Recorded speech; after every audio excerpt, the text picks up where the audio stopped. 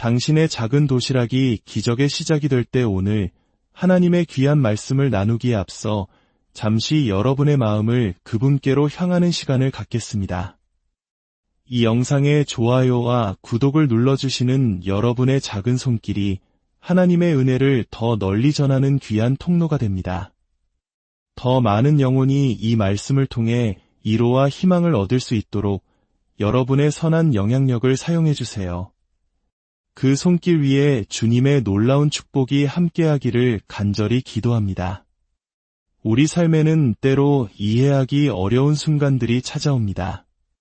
거대한 폭풍우 앞에 선 것처럼 막막하고 나의 힘으로는 아무것도 할 수 없다는 무력감에 휩싸이기도 합니다.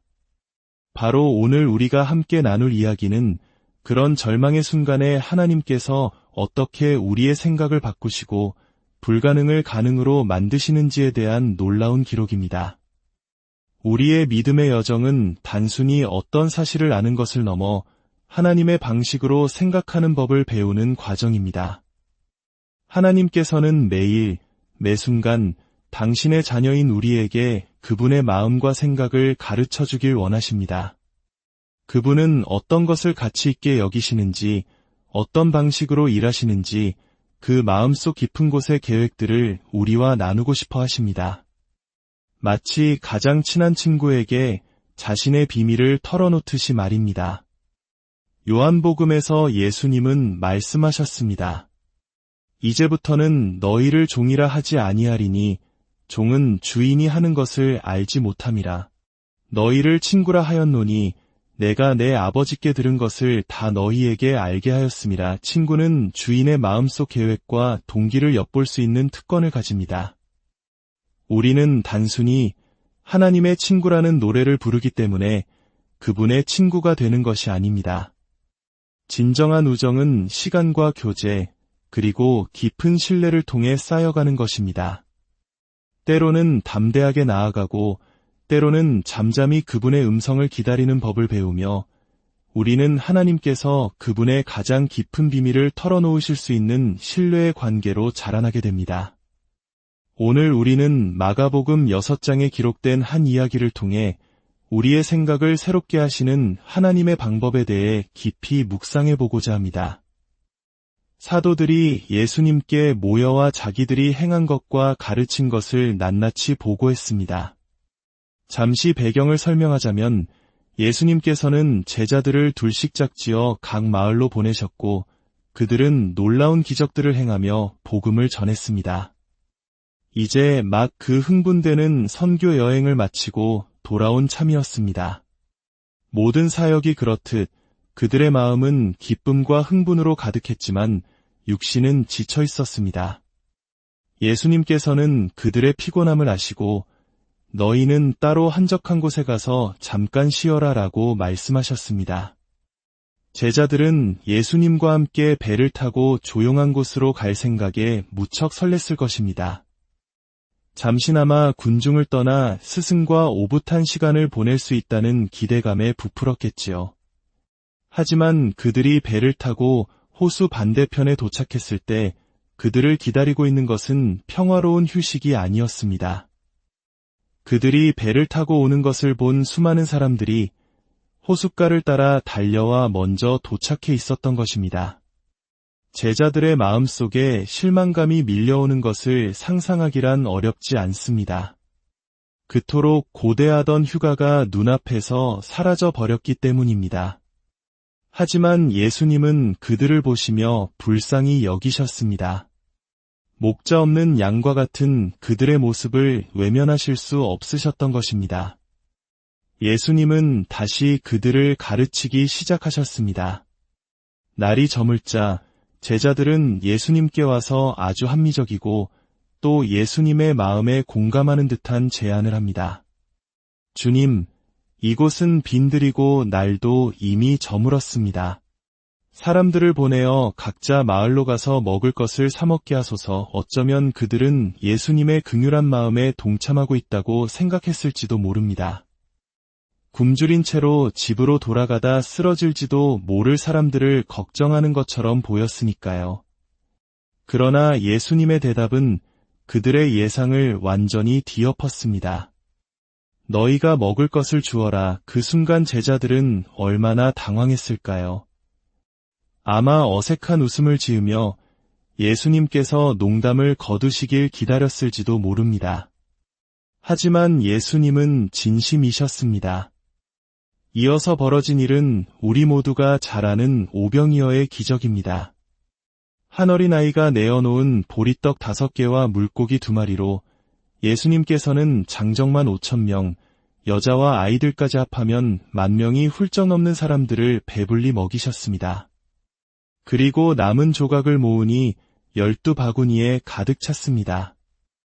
이 놀라운 기적 후에 예수님은 즉시 제자들을 재촉하여 배를 타고 건너편 벳세다로 먼저 가게 하시고 자신은 기도하러 산으로 올라가셨습니다. 제자들이 배를 타고 바다 한가운데에 이르렀을 때 거센 바람이 불어와 그들은 힘겹게 노를 저어야 했습니다. 바로 그때 예수님께서 물 위를 걸어 그들에게 오셨습니다. 성경은 놀랍게도 예수님께서 그들 곁을 지나가려고 하셨다고 기록합니다. 제자들은 물 위를 걷는 형체를 보고 유령인 줄 알고 소리를 지르며 두려움에 떨었습니다. 예수님은 즉시 안심하라, 내니 두려워하지 말라 말씀하시고 배에 오르셨고 그러자 바람이 그쳤습니다. 제자들은 심히 놀랐습니다. 바로 여기 오늘의 핵심 구절이 등장합니다.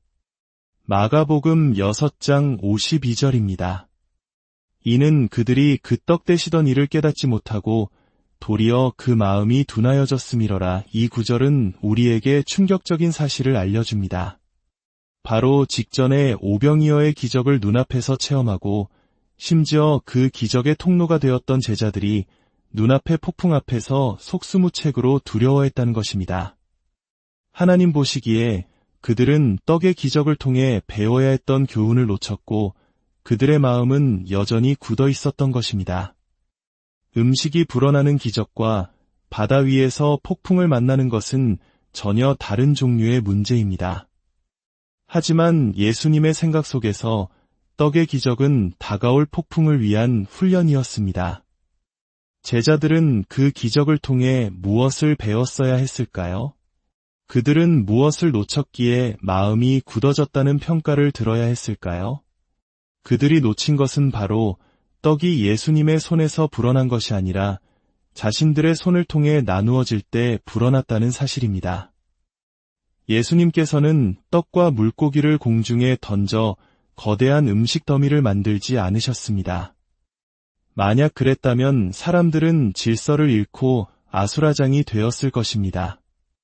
대신 예수님은 그 작은 음식을 더 작게 떼어 12제자에게 나누어 주셨습니다. 그리고 제자들이 순종하여 사람들에게 나누어 줄 때 바로 그들의 손에서 음식이 불어나는 기적이 일어났던 것입니다. 예수님께서는 너희가 먹을 것을 주어라고 명령하셨고 제자들은 자신들도 모르는 사이에 그 명령을 수행했습니다. 그들은 자신들이 기적의 주인공이었음을 깨닫지 못했습니다. 이것이 왜 중요할까요? 왜냐하면 예수님께서는 폭풍을 향해 가는 배 안의 제자들에게도 건너편으로 가라고 이미 명령하셨기 때문입니다. 너희가 먹을 것을 주어라는 명령 안에 5,000명을 먹일 능력이 포함되어 있었던 것처럼 건너편으로 가라는 명령 안에는 그들을 목적지까지 안전하게 데려갈 능력이 이미 포함되어 있었습니다. 하나님의 모든 명령에는 그 명령을 수행할 수 있는 능력이 함께 담겨 있습니다. 이것이 바로 새롭게 된 마음이 붙잡아야 할 가장 중요한 진리입니다. 누가복음 1장 37절은 대저 하나님의 모든 말씀은 능하지 못하심이 없느니라고 선포합니다. 어떤 신학자는 이 구절을 이렇게 번역했습니다.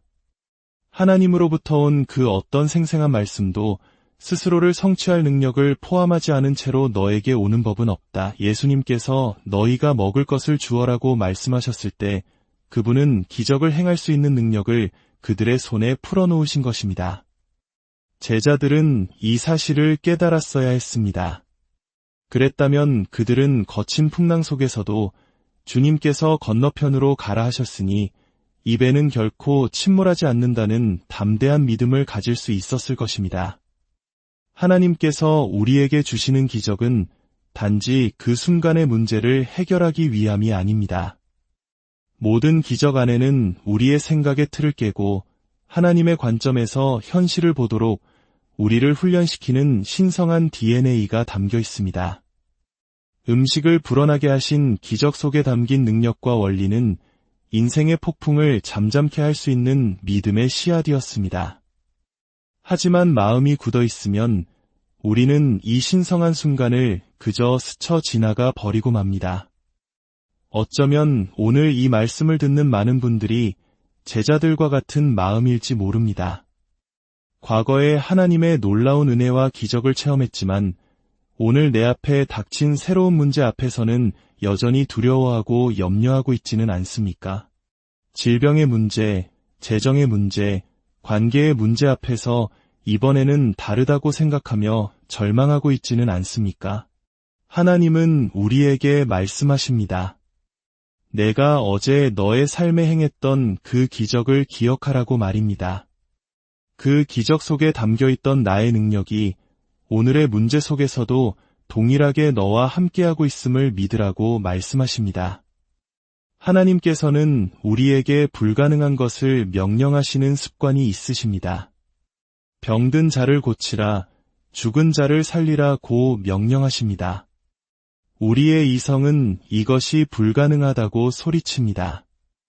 하지만 하나님은 결코 우리를 조롱하거나 시험에 들게 하시는 잔인한 분이 아니십니다. 그분께서 불가능한 것을 명령하시는 이유는 우리를 철저한 의존의 자리로 이끄시기 위함입니다. 내 힘으로는 할 수 없음을 인정하고 오직 그분의 능력을 구할 때 비로소 하나님의 역사가 시작되기 때문입니다. 오늘 이야기의 마지막 감동적인 포인트를 나누고 싶습니다. 5,000명을 먹인 기적의 씨앗이 어디에서 왔습니까? 바로 한 어린아이의 도시락이었습니다. 성경은 군중의 수를 셀 때 여자들과 아이들 외에 5,000명이라고 기록합니다. 즉, 그 기적의 시작을 가져온 아이는 공식적인 인원수에 포함되지도 않았던 누구도 주목하지 않았던 존재였습니다. 세상의 눈으로 볼 때 가장 자격 없어 보이고 가장 연약해 보이는 존재를 통해 하나님은 가장 위대한 일을 시작하십니다. 어쩌면 당신은 스스로가 너무나 부족하고 자격이 없다고 느끼고 있을지 모릅니다. 당신의 기도, 당신의 섬김, 당신의 헌신이 너무나 작고 초라해서 아무런 영향력도 없다고 생각할지도 모릅니다. 당신이 가진 것이라고는 보잘것없는 오병이어뿐이라고 느끼며 낙심하고 있을지도 모릅니다. 하지만 기억하십시오. 당신이 자격 없다고 생각하는 바로 그 지점이 하나님께서 당신을 자격 있게 만드시는 출발점입니다. 당신의 인생을 가로막는 가장 큰 약점이라고 생각했던 바로 그것을 하나님께서는 당신의 운명을 향해 나아가게 할 가장 강력한 무기로 사용하실 것입니다. 하나님은 지금 당신의 손에 들려있는 작은 도시락을 찾고 계십니다. 당신의 부족함과 연약함 그대로를 그분께 내어드리십시오. 당신이 가진 작은 믿음, 작은 순종을 주님께 드릴 때 주님께서는 그것을 받으사 축복하시고 떼어서 수많은 사람들을 먹이는 놀라운 기적의 도구로 사용하실 것입니다. 당신이 가진 불충분함은 하나님의 무한한 능력이 나타날 완벽한 무대입니다. 이제 말씀을 마치며 함께 기도하기를 원합니다. 사랑과 은혜가 풍성하신 하나님 아버지, 오늘 말씀을 통해 우리의 굳어진 마음을 만져주시니 감사합니다. 과거에 체험한 기적의 의미를 깨닫지 못하고 여전히 눈앞의 폭풍 앞에서 두려워했던 우리의 연약함을 고백합니다. 이제는 우리에게 일어나는 모든 기적과 은혜 속에 담긴 하나님의 뜻을 깨닫는 지혜를 주옵소서. 그리하여 어제의 기적이 오늘의 폭풍을 이기는 믿음의 자양분이 되게 하여 주시옵소서. 주님, 우리는 스스로가 너무나 작고 부족하여 아무것도 할 수 없다고 느낄 때가 많습니다. 그러나 오늘 개수되지도 않았던 한 아이의 작은 도시락을 통해 이대한 기적을 시작하신 주님을 바라봅니다. 우리의 작은 순종, 우리의 보잘것없는 헌신을 주님의 위대한 손에 올려드립니다. 이것을 사용하여 주옵소서. 우리의 삶을 통해 수많은 굶주린 영혼들을 먹이시고 절망 속에 있는 이들에게 희망을 전하는 기적의 통로로 사용하여 주시옵소서. 우리 각 사람의 삶이 바로 살아있는 오병이어의 기적이 되게 하여 주옵소서. 이 말씀을 듣는 모든 심령 위에 하늘의 평강과 위로가 넘치기를 축복합니다.